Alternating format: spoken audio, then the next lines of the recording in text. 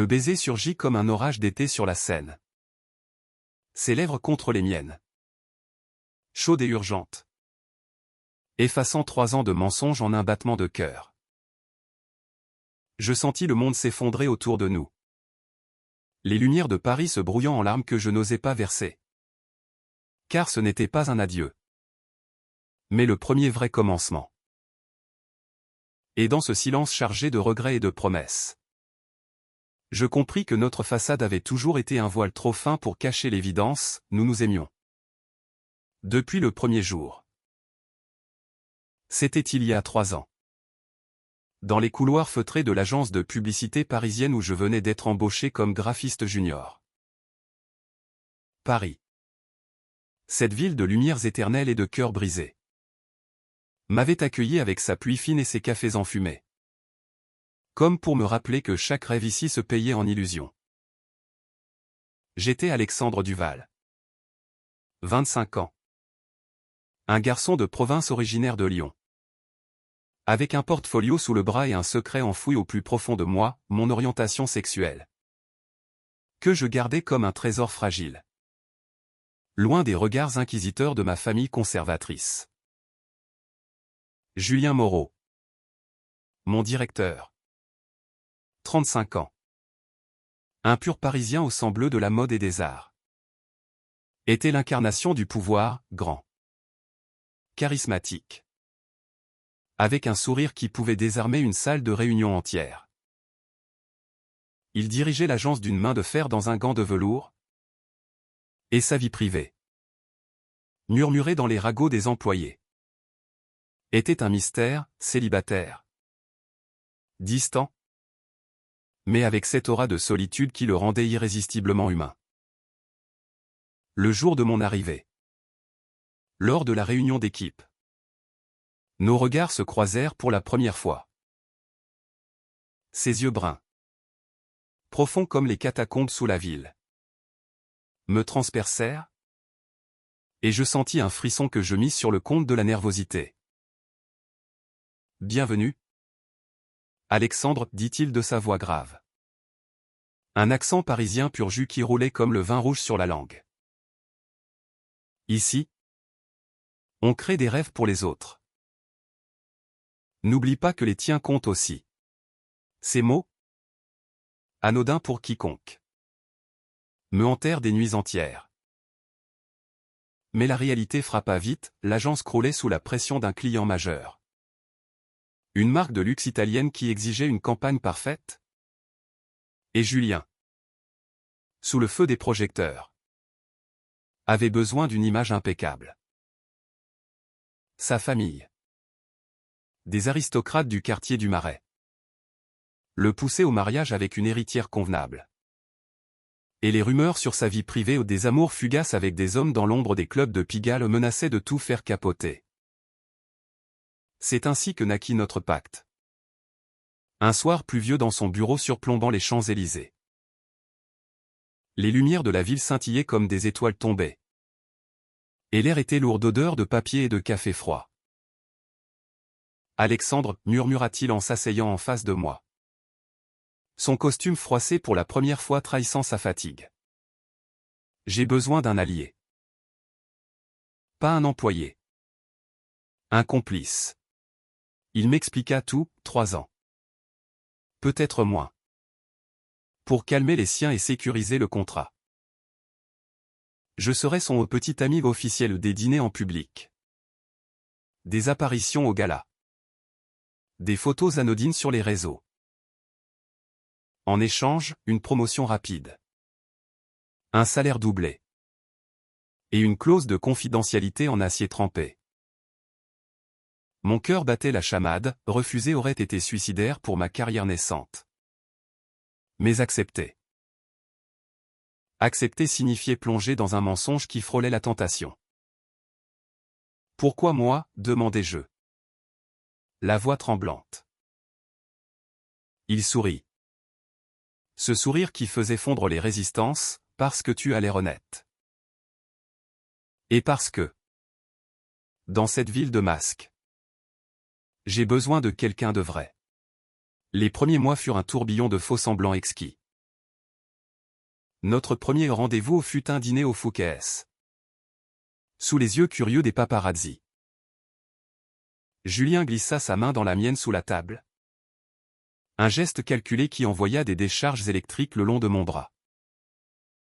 Rappelle-toi. C'est du théâtre, chuchota Théil. Mais ses doigts s'attardèrent une seconde de trop. Et je me surpris à espérer que le rideau ne tomberait jamais. Paris nous enveloppait de sa magie complice, promenade le long de la Seine au crépuscule. Où il me racontait ses rêves d'enfance dans le 7e arrondissement. Bercé par les cloches de Notre-Dame, soirée dans des bars cachés du Le Marais. Où la communauté LGBT vibrait d'une liberté que je n'osais pas encore embrasser pleinement. À la maison, mon petit appartement à Montmartre. Modeste comparé à son loft haussmannien, nous répétions nos rôles. Riant des scénarios absurdes. Mais chaque contact, chaque regard prolongé, creusait un vide en moi que je comblais de fantasmes interdits. Pourtant, la cas dramatique guettait. Tapis dans l'ombre des jalousies professionnelles. À l'agence, les langues se déliaient, le patron et le petit nouveau. C'est du pipeau, murmurait-on dans les pauses café. Mais Julien, avec son autorité naturelle, imposait le silence d'un simple froncement de sourcils. Moi, je naviguais entre l'euphorie et la peur. Excellent dans mes designs pour masquer mon tourment intérieur. Un soir, après une présentation ratée devant le client italien, il m'invita chez lui pour décompresser. Son loft, avec ses baies vitrées donnant sur la tour Eiffel illuminée, était un sanctuaire de modernité, meubles en cuir, tableaux abstraits, et une bouteille de Bordeaux millésimée ouverte comme une confidence. Nous parlâmes jusqu'à l'aube. De tout et de rien, de mes parents lyonnais qui ignoraient encore mon homosexualité. De sa sœur aînée qui le harcelait pour un mariage hétéro. Et si c'était vrai? Un jour, lança-t-il soudain. Les yeux dans le vague. Mon cœur s'arrêta, je balbutiai une réponse évasive. Mais cette nuit-là, allongé dans mon lit solitaire, je compris que le mensonge nous consumait déjà. Au fil des mois, notre comédie devint une danse dangereuse sur le fil du rasoir. L'été arriva. Torride et moite. Transformant Paris en fournaise où les secrets suent plus vite. Nous partîmes en vacances à la Côte d'Azur. Pour un shooting photo censé sceller notre image de couple parfait. Nice, avec ses plages azur et ses villas somptueuses, nous offrit un répit illusoire, des promenades main dans la main sur la promenade des Anglais. Des dîners aux chandelles où Julien me nourrissait d'olives et de rires complices. Mais la nuit, dans la suite donnant sur la mer Méditerranée, la tension montait comme une marée. Tu joues si bien le rôle, me dit-il un soir. Torse nu après une baignade. Son corps sculpté par des années de salle de sport luisant sous la lune. Je rougis, détournant les yeux de ces abdominaux qui m'obsédaient en secret. Et toi? Tu rends ça facile, répondis-je. La voix rauque. Ce fut notre premier effleurement réel, une étreinte maladroite pour une photo, qui se prolongea en un câlin où je sentis son cœur battre contre le mien. Rapide et incertain. De retour à Paris, la réalité nous rattrapa avec violence. Le client italien, méfiant, exigea une rencontre privée avec Julien et moi. En tant que fiancés. Ce fut un dîner tendu dans un restaurant étoilé du 8e. Où les regards acérés du magnate me disséquaient comme un contrat foireux. Julien, protecteur, posa sa main sur ma cuisse sous la nappe. Un geste possessif qui me fit trembler. Mais plus tard, seul avec moi dans l'ascenseur, il craqua, désolé pour ça. C'est plus dur que je ne l'imaginais. Ces mots, chargés de vulnérabilité, fissurèrent ma carapace. Je l'embrassai presque. Là, dans cet espace confiné. Mais me retint, me rappelant notre pacte. Au lieu de cela, je lui confiai mon propre fardeau, les nuits blanches à craindre le rejet de ma famille. Le poids d'un amour que je n'osais nommer. Il m'écouta, les yeux humides. Et pour la première fois, je vis l'homme derrière le masque, un Julien blessé par un passé d'amour brisé. Forcé à l'hétéronormativité par un héritage familial étouffant. L'automne apporta ses feuilles mortes et ses drames. À l'agence, une promotion pour un collègue plus senior me relégua au second plan. Et les rumeurs enflèrent, le petit ami du boss obtient tout sur un plateau. Blessé. Je confrontai Julien dans son bureau. La voix chevrotante de rage contenue. Suis-je vraiment plus qu'un accessoire, hurlai-je. Il se leva. Contourna le bureau. Et me prit dans ses bras. Son parfum boisé m'enveloppant comme une promesse. Tu es tout, murmura-t-il. Et dans ce tout, je crus entendre l'aveu d'un sentiment plus profond. Nous pleurâmes ensemble. Ce jour-là. Libérant des larmes que le mensonge avait emprisonnées. Paris. Dehors. Bruissait de son éternel balai au klaxon. Rire. Et le murmure des amants sur les ponts indifférents à nos tourments. Mais complices de notre guérison naissante. Pourtant, la KCH-Tine s'intensifia quand sa sœur, Élise, débarqua sans prévenir. Une femme de 32 ans. Élégante et impitoyable. Originaire de Bordeaux mais parisienne d'adoption. Elle flairait le faux à des kilomètres. Lors d'un brunch familial au Plaza Athénée. Elle me bombarda de questions, comment vous êtes-vous rencontrés? Quels sont ses défauts? Je bafouillai. Sentant le sol se dérober. Mais Julien intervint. Sa main serrant la mienne avec une force désespérée. Alexandre est ma lumière dans cette folie, déclara-t-il. Et ses yeux, rivés aux miens. Dire plus que les mots. Élise partit sceptique. Mais ce mensonge nous rapprocha, nous commençâmes à partager des vérités nues. Des confidences sur nos peurs d'aimer librement dans une société encore arc-boutée sur les normes. L'hiver s'installa. Mordant et impitoyable. Enveloppant Paris d'un manteau de givre qui reflétait nos cœurs gelés. Noël approchait. Et avec lui, la première épreuve majeure, le gala annuel de l'agence. Un événement somptueux au carrousel du Louvre. Où tout Paris branché se pressait en smoking et robe de soirée. Julien m'habilla d'un costume sur mesure. Bleu nuit comme ses yeux. Et me glissa une cravate assortie à son propre ensemble.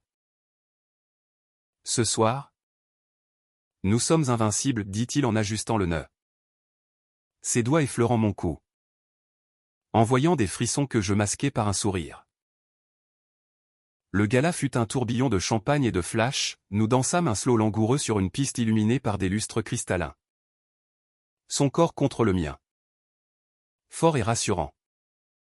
Tandis que les murmures approbateurs fusaient autour de nous. Mais au milieu de la nuit, un incident éclata, un ancien amant de Julien. Un designer flamboyant nommé Thibaut. Ivre et amer. S'approcha et lança d'une voix trop forte, ton petit jouet du moment. Combien de temps avant que tu t'en lasses? Le silence tomba comme une guillotine. Julien blêmit. Sa mâchoire se crispant. Et je sentis la panique m'envahir, notre façade menaçait de s'effondrer en public. Sans réfléchir, je tirai Julien vers la sortie, traversant la foule en un brouillard de rires moqueurs. Dehors, sous la neige fine qui tombait sur les Tuileries, Il s'effondra contre un mur. Les épaules secouées de sanglots étouffés. C'est fini? Tout ça, murmura-t-il. La voix brisée. Je le serrai contre moi, ignorant le froid qui mordait ma peau. Et pour la première fois, je l'embrassai, un baiser chaste sur la tempe, mais chargé d'une tendresse que plus rien n'arrêterait. Non. Ce n'est pas fini. Pas si nous choisissons la vérité. Cette nuit-là, dans son loft réchauffé par un feu de cheminée, nous parlâmes jusqu'au lever du jour. Il me confia son coming out raté à 20 ans. Rejeté par son père. Un banquier rigide du 16e. Je lui avouai mes nuits à Lyon. À rêver d'un amour qui ne soit pas un péché. Et dans cette vulnérabilité partagée, notre lien se tissa plus fort. Un fil d'or dans la tapisserie de nos mensonges. Le printemps fleurit, apportant avec lui une illusion de renaissance. Nous multipliâmes les apparitions publiques, un week-end à Versailles pour un événement caritatif LGBT, où Julien prononça un discours émouvant sur l'acceptation. Sa main dans la mienne comme un serment silencieux. La communauté nous acclama. Et pour un instant, je crus que notre fiction pouvait devenir réalité. Mais les ombres s'allongeaient, et Lise revint à la charge, embauchant un détective privé pour vérifier notre histoire. Les photos truquées qu'il déterra ou des clichés de Julien avec d'autres hommes arrivèrent par mail anonyme. Et je les découvris par accident sur son ordinateur. La jalousie. Cette vipère venimeuse. Me rongeait, étais-je juste un remplaçant de plus? Lors d'une dispute explosive dans mon appartement, je lui jetai les preuves au visage. Combien de faux amours avant moi, criai-je. Les larmes coulant librement. Julien, dévasté, tomba à genoux. Aucun. Toi. Tu es le premier qui compte vraiment. Le contrat n'était qu'une excuse pour te garder près de moi. Ce fut le tournant. Nous décidâmes de prolonger le pacte. Non par nécessité, mais par peur de l'inconnu. L'été revint. Chaud et languide. Et nous nous échappâmes à la Provence. Chez un ami vigneron de Julien près d'Avignon. Les champs de lavande s'étendaient à perte de vue. Violets et enivrants. Et pour la première fois, nous dormîmes dans le même lit, pas pour une photo, mais pour le réconfort. Son corps contre le mien. Sa respiration régulière dissipa mes doutes. Nous marchâmes des heures, main dans la main, parlant de l'avenir, un monde où nous pourrions être nous-mêmes. Sans contrat ni regard en coin. Mais la KCH-Team culmina lors d'une fête locale, où un orage éclata, nous isolant dans une grange abandonnée. Trempés et riant, nous nous embrassâmes enfin, un vrai baiser. Passionné. Salé de pluie et de désirs refoulés. Je t'aime, souffla-t-il contre mes lèvres. Et le monde entier s'illumina. Pourtant, la réalité parisienne nous rattrapa comme un coup de poignard.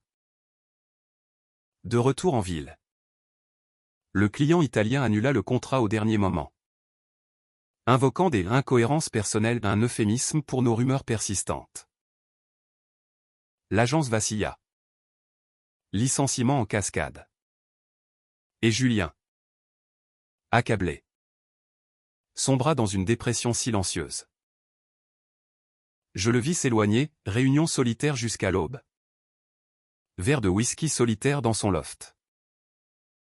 Mon rôle de faux petit ami devint une encre. Mais aussi une chaîne, comment le soutenir sans briser le mur entre fiction et vérité? Une nuit. Après une énième crise. Je le trouvai effondré sur le sol. Une bouteille vide à la main. Pourquoi moi? Alexandre? Pourquoi ai-je tout gâché? Gémit-il. Je le relevai. Le serrai contre moi. Et cette fois, nos lèvres se rencontrèrent dans un baiser désespéré, chargé de tous les non-dits. Ce fut électrique. Libérateur, ses mains dans mes cheveux. Mon corps moulé au sien. Comme si 3 ans de tension explosaient en une symphonie de souffle haletant. Mais l'aube apporta la honte. Julien s'écarta, les yeux fuyants. On ne peut pas. Pas comme ça. Le rejet me frappa comme un mur de briques. Et je quittai son loft en larmes, errant dans les rues de Belleville sous une pluie battante. Les jours suivants furent un enfer, à l'agence. Nous évitions nos regards. Nos interactions réduites à des mailles froids. Mon cœur saignait. Mais je tins bon. Excellent dans mon travail pour masquer la douleur. C'est alors qu'Élise réapparut. Non comme ennemie, mais comme allié inattendu. Lors d'un café impromptu au Flore, elle me confia « Je sais tout, Alexandre. Et je sais aussi que mon frère t'aime vraiment. Il a toujours été terrifié par l'amour. Mais toi, tu es son salut. » Ces mots, prononcés avec une douceur provençale, allumèrent une étincelle d'espoir. Elle m'encouragea à le confronter, à exiger la vérité. Le climax survint lors de la fête des Lumières à Lyon, ma ville natale, où Julien m'accompagna sous prétexte d'un voyage professionnel. Les rues illuminées de guirlandes et de projections artistiques créaient une atmosphère féerique. Mais notre tension était palpable.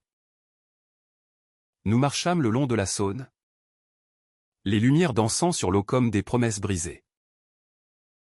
3 ans, dis-je enfin, la voix tremblante. 3 ans après tendre. Et maintenant? Il s'arrêta, me fit face, son visage baigné de lumière orangée. Maintenant, je ne veux plus prétendre. Je t'aime, Alexandre. Pas comme un rôle, mais comme l'homme qui m'a sauvé de moi-même. Et là, sous les étoiles lyonnaises, il m'embrassa à un baiser profond. Vrai. Qui effaça tous les doutes. Les passants applaudirent, pensant à un couple ordinaire. Mais pour nous, c'était une révolution. L'été suivant marqua un nouveau chapitre, teinté de guérison et de défis. L'agence se releva grâce à un contrat inattendu avec une marque française engagée pour les droits LGBT. Et Julien, revigoré, me promut co-directeur créatif, un geste public qui fit taire les sceptiques. Notre relation, sortie de l'ombre, fleurit comme les rosiers du Luxembourg, dîners intimes dans des bistrots cachés du 11e. Week-end à Deauville où nous chevauchions des vagues en riant. Nuit d'amour passionnée dans son loft, où nos corps s'entremêlaient en une danse de redécouverte.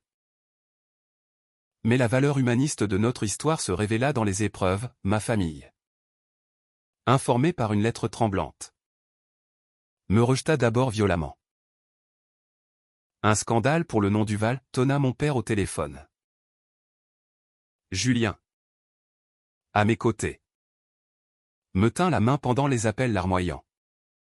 Et ensemble, nous affrontâmes le silence radio qui suivit. Pourtant, l'amour triompha. Lors d'un Noël réconciliateur à Lyon, ma mère, les yeux rougis, nous invita à table. Si cela te rend heureux, mon fils, murmura-t-elle. Et Julien, avec sa grâce naturelle, conquit leur cœur par des anecdotes drôles et une tarte aux pommes parfaite. De son côté, La famille de Julien. Autrefois rigide, s'adoucit sous l'influence d'Élise, qui organisa un dîner au Marais où elle déclara « L'amour n'a pas de contrat, il a juste besoin de courage ». Paris. Témoin indifférent. Nous enveloppa de sa bienveillance éternelle, nous assistâmes à des marches des fiertés. Main dans la main. Nos baisers publics un acte de rébellion douce. Les années s'écoulèrent en un clin d'œil. Mais chaque saison apportait sa leçon. À 30 ans, je lançai ma propre ligne de design queer-friendly. Soutenu par Julien qui investit sans hésiter. Lui, à 40 ans, écrivit un mémoire sur l'acceptation dans le monde corporate. Dédié à l'homme qui m'a appris à embrasser la vérité. Notre couple devint un symbole discret, des interviews anonymes dans Tétu. Des dons à des associations pour les jeunes LGBT en province. Mais la KCH Teen ne disparut pas, une crise survint quand un ex de Julien, Thibaut, réapparut. Jaloux et destructeur. Menaçant de révéler des secrets pour ruiner notre bonheur. La confrontation. Dans un café bondé de Bastille. Fut explosive, tu n'as jamais été à la hauteur, cracha Théil. Julien. Calme mais ferme. Répondit, l'amour n'est pas une compétition, c'est un choix quotidien. Thibaut partit vaincu. Et cette victoire nous unit plus. Rappelant que l'amour vrai résiste aux tempêtes. Au cœur de l'hiver suivant. Une joie inattendue illumina nos vies, nous décidâmes d'adopter un chien errant trouvé sous la pluie près de la Bastille, un bâtard joyeux nommé Lumière. Symbole de notre résilience. Élever cet animal nous apprit la patience, l'empathie et les nuits blanches partagées qui renforcèrent notre lien. Paris. Avec ses parcs enneigés et ses marchés de Noël, devint le décor de notre famille choisie. Et lors d'une soirée au Moulin Rouge, revivant nos débuts théâtraux, Julien se mit à genoux non pour un contrat, mais pour une bague simple en or blanc. Épouse-moi. Alexandre. Pas pour les apparences, mais pour toujours. Les larmes coulèrent. Le louis fut un cri de joie. Et la ville entière sembla applaudir. Le mariage, célébré dans un petit jardin du 5e arrondissement au printemps, fut une affaire intime, Élise en témoin. Ma famille enfin présente. Des amis de l'agence émus aux larmes. Les vœux de Julien, prononcés sous un cerisier en fleurs, résonnèrent comme une poésie, 3 ans de faux pour une éternité de vrai. Tu m'as guéri. Aimé. Sauvé. Les miens. Simple, dans tes yeux. J'ai trouvé ma maison. La réception. Arrosée de vin de Bordeaux et de rire. C'est là notre humanité, l'amour. Au-delà des genres et des masques. Est la plus grande révolution. Des années plus tard. Assis sur un banc face à la Seine. Lumière à nos pieds. Nous regardons le soleil se coucher sur Notre-Dame restaurée. Les cicatrices de nos mensonges se sont effacées, laissant place à une tendresse infinie. Julien pose sa tête sur mon épaule, et si on recommençait? Je ris, l'embrassant doucement. Chaque jour est un recommencement. Dans cette ville d'amours éternels. Notre histoire au KCH Teen. Romantique, profondément humaine, prouve que le vrai baiser arrive toujours. Quand on ose lâcher le script,